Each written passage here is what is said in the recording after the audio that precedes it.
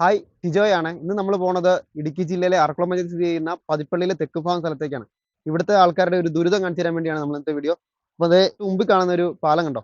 ഈ പാലം നിർമ്മിച്ചിരിക്കുന്നത് നമ്മുടെ ടെലിഫോൺ പോസ്റ്റ് കൊണ്ടും അതുപോലെ മുള കൊണ്ടാട്ടോ. നമ്മുടെ ഈറ്റയൊക്കെ ഇല്ലേ, അതുകൊണ്ടാണ് നിർമ്മിച്ചത്. ഈ സൈഡിലൊക്കെ ഈറ്റയുണ്ട്.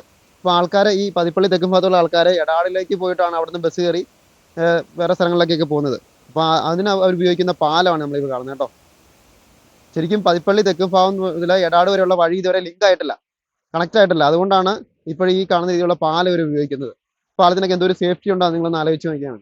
ആ വഴി ഒന്ന് ശരിക്കും തെളിഞ്ഞു കിട്ടുവാണെങ്കിൽ അവര് നന്നായിട്ട് ആ ഭാഗത്തേക്കൊക്കെ പോയി പഠിക്കാനും അതുപോലെ ഓരോ സാധനങ്ങളൊക്കെ മേടിക്കാനൊക്കെ അവർക്ക് പറ്റും.